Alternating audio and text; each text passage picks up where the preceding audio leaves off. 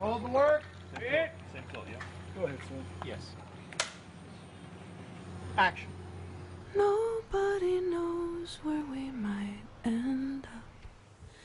Nobody knows. When Shonda first brought up the idea of a musical, and we were all kind of like, I don't know about this. What are we doing? Because it's so outside the box. Shonda said, by the way, we're doing a musical episode. And there was a period on the end of that sentence. There was no question mark. Wait till you doubt no more. Wait till you know you're sure. And you will wait too long. He will be gone. In the first season of Grey's, I mean, I think it was, we were making the pilot. Totally. I started talking about wanting to do a musical episode of the show, and you know, a million things happened. This season, it started to feel like this was the right season. I'd found the right story. We sort of had everything right, and we had, sort of had all of our musical ducks lined up in a row, and it felt like the right season to do it. The challenge was really getting everybody in the cast not only comfortable with singing, but comfortable with the idea of doing the musical. And until we knew what the story was, and until we knew how we were going to tell it, and how the music was going to work in there, it was a hard sell. You know, I went to the network and I said, we want to do a musical episode, and they pretty much said no. So then I felt like the next best thing to do would be to show them how we would do a musical episode. So I went to Chandra Wilson and Sada Ramirez and Kevin McKidd, and I said, can you help me? And together with Tony Phelan, who's one of our writers and executive producers, who also ended up directing the episode, we gathered all the studio network executives in the rehearsal hall on a Saturday morning, and we threw them a concert. We pulled back to find Callie standing in the street watching this, watching herself in the car, watching herself be pulled from the car with the jaws of life, watching Arizona. And then she begins to sing softly to herself. Nobody knows where we might end up. Nobody knows. And then Callie turns and heads away down the street. And we put on a pretty amazing morning for the executives. And when it was done, it was very clear that there was no way they could say no. We discussed a lot was what kind of music would we use, and would we be writing songs, and you and Sada actually came up with this idea of using the songs that were most important to Grey's. It was Sada's idea to use songs that we, you know, she said, why don't we sing the songs that Grey's has made famous? It was really exciting, the prospect of kind of taking these songs that the fans love, taking these songs that the fans so deeply connect with Grey's Anatomy and the characters and the scenes in which they were used, and then being interpreted by characters, you know. I just thought that that would be really, really neat. She said that everything sort of crystallized for me. I knew exactly which songs we were going to use. I knew exactly what order we were going to use them in. I knew how it was all going to work. Come down and get straight. It's definitely a challenge, even though a musical. It's a challenge to make the songs feel real for the character. What we're doing is not just singing and dancing down the hallways and, you know, that kind of stuff. This is really different, and this is really moving, and it's emotional, and it's intense, and it's, I mean, it's great. Turn me inside out and upside down. You're cool with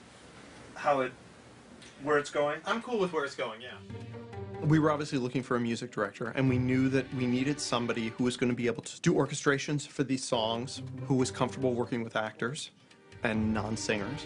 And Chris had worked on the Scrubs musical, and so we brought Chris in for an interview and knew in the first 2 minutes that he was the person to do it. Here we go. There you go. Yo.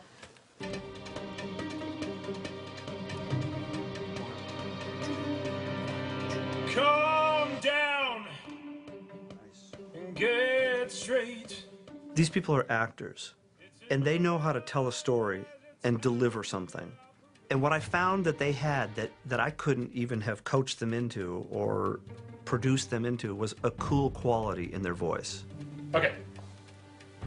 Okay. There were some wonderful surprises. There It was this great, amazing. Great moment, too, where I was in my office, and our offices are right across the hall from each other, and she started squealing, like just screeching, and I went running into her office, and she was like, oh my God, oh my God, oh my God, you gotta hear this. And it was Justin Chambers. Yeah, it was very and exciting. waving our arms, because it was amazing. He was like, he's really good. I do so little that it wasn't even enough to feel strange. It was just kind of fun and silly, and I get to do it with the young actress that's on our show, Rachel Taylor, and she made it much more comfortable and easy to be silly in front of. I basically said, look, I'll do the best I can do, and I said, I'll let you guys determine whether or not you want to use it. And it was sort of like throwing a grenade into a room full of people and ducking. Eric Dane, who always joked and sort of sang in kind of a fake, sort of cheesy voice at rehearsals, but he was sort of trying to goad me into getting him to sing. When he sat down with the vocal coach, he has a lovely voice. What's just incredible is that so many people have kind of come out of the woodworks, people who've never really sung before in public, and,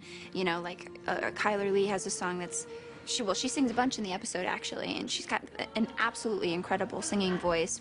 What girl hasn't stood in front of the mirror before lip-syncing to some epic song that's on the radio or whatever it is, you know? So it's kind of like a childhood dream, I mean, really. Even though musical theater is my home and stage is my home, I still feel so like, it just unnerves me. So I'm just a sweaty mess right now. Wait till you doubt no more. Wait till you know you're sure. And you will wait too long. He will be gone. Yeah, we got it. Shonda really wanted us to have tracks to be able to be played at our table read, and they knocked it out in three and a half days, I think it was. They got 10 songs basically done, and we were able to present them at the table read. You know, one, everybody didn't know the whole story of the show, which was interesting. Some of the actors had never read the script before. Some had, some hadn't. And two, I was just nervous about how it was all going to come together and how they were going to receive it. Because frankly, you know, I'd written it for, you know, it's my dream to do a musical episode, but I'd written it and I wanted them to be proud of it and excited too. So I really, for the first time in years, was like shaking at a table read. A word about reading this. It's all timed out. So what that means is the music is going to be going on as we're doing dialogue. So talk fast and basically keep your attention up so that you can jump in. We're all going, oh my God, that's what's happening, as they were trying to listen to the music, as they were trying to keep up with everything. But then what was incredible was by the time we got to How to Save a Life, they'd gotten it. They'd gotten it. They were in it. They were totally in it. They had the pace right, and it was a testament to how good they are, but also just how excited everybody was getting. It's not that simple. It is. We were all so invigorated by music and coming in with our lines and figuring out the story or hearing the story for the first time, which was phenomenal. And I think after almost every single musical number, there was massive applause. This is my baby. You're not being rational. You never wanted it. You never asked for it. So why the hell are you? No. You know what I didn't ask for? I didn't ask for you, Mark. Because you know what you are? You're basically a sperm donor. I mean, this is me, and this is Callie, and we're together. So I say... No, you don't get a say. I am the father. You're not anything. You're nothing. And Act 3. I had chills the whole way through that table read. It was ridiculous. It was really, really exciting. I felt like you were a part of something that was really special. There was unabashed weeping, I think, at the end, because, like, you saved the baby, you saved Callie, and there was unabashed weeping. It was Happy really ending. nice. It was really happy ending. It was good. Thank you so much. You don't even know, I'm so happy.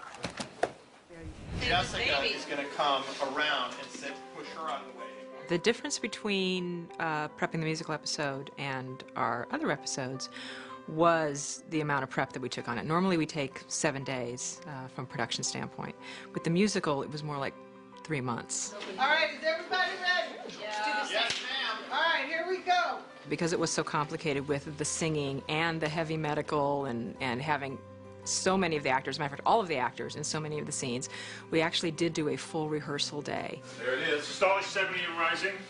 I'm gonna go chest right. You know, when you're doing a scene without music, the dialogue can have a different ambience to it and a different rhythm to it. But when you're tied to music, like we were on the musical episode. You know, everything, every sort of implement that's handed over, or every, you know, procedure that is done needs to happen at exactly the same beats. Dr. Altman, stabilize the heart and step back.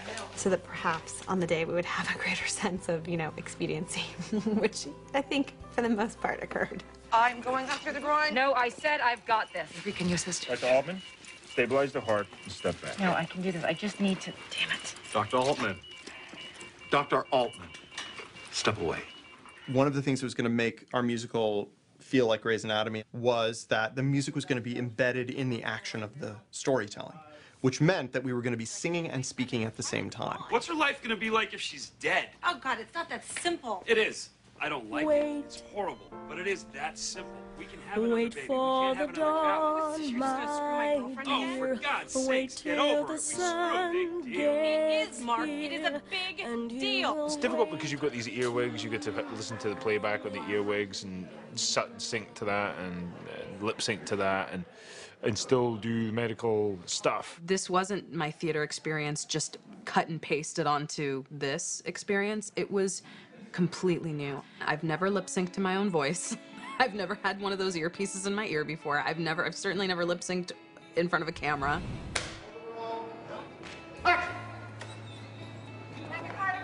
Tony's been a writer on Grey's Anatomy since season 2. He and his wife Joan are a writing team. And, you know, he's been here forever. We've known him forever. And the one thing that you know, if you know Tony, is that he's a big musical theater, ice dancing, theater geek. Ice dance. In the best way possible. The fact that Tony and Shonda collaborated on creating a musical episode for Grey's Anatomy and introducing a whole new format was really exciting to me, and I think a lot of people were scared and nervous, and for all the obvious reasons. Oh, we're going to be compared to this show, that show. You know, not everybody's going to like everything, and sometimes you got to just let that go and trust that the people that you're working with are really looking out for the bigger picture. 1, 2, 3. And making sure that you stay within the Grey's Anatomy style. Tony is just very passionate. Like when he tells a story, when he's on set, when he would come by, when he would be the writer, you could just tell he just so believed in what he was doing. That was good. We're just going to go. The fact that if you're the director, you're literally taking the entire show, putting it on your back, and trudging up the hill. And you've got to be the person who brings everybody up with you. And ideally, brings everybody up with you with a positive attitude and to have fun. And the fact that everybody did that, that's the best creative environment to work in. So we are just about halfway through shooting the musical episode, which is probably the greatest episode I've ever gotten to cut. It's so much fun. Susan Vale is one of the editors on the show. Susan has been with the show since the pilot. Everyone's bringing their best game, and it's just been fantastic. Normally, storytelling on Grey's Anatomy is pretty straightforward. We try to be very poetic, but it's linear narrative. This episode is going to have a flashback. It's going to have people singing that Callie actually believes is happening. So I'm trying to be conscious as I go through every scene of really making sure it's anchored in Callie and in her perspective. She has a great sense of the way to use cutting to move the story along and evoke the emotion and show you not only what you have to see, but what you weren't expecting to see. We knew there was going to be a lot of visual effects. So we had very early meetings with Scott Ramsey from Stargate. Tony wanted the camera moving all the time, and he wanted a lot of more dramatic shots, a lot of close-up shots where Hurt Callie and Singing Callie are in the same space at the same time, which really kind of gave us a big challenge on that. One way of doing it was take an extra and put her into the bed. And then from there, we just took one of the faces that we had of Callie that we shot and mapped it onto her. So we basically created a little 3D map on her face and then applied the face onto it. And then from there, she was able to touch the extra's face, and then we were able to make it all come together. It's been a gift on so many levels for me, so I am eternally grateful. It never ceases to amaze me at how much it can accomplish in 1 hour of television. It's really epic. It's really epic. I'm really proud of it. Everybody just came together on this, cast, crew, production, everybody. It really has required a lot of patience and a lot of, you know, understanding and just kind of surrendering to what the process requires of everyone.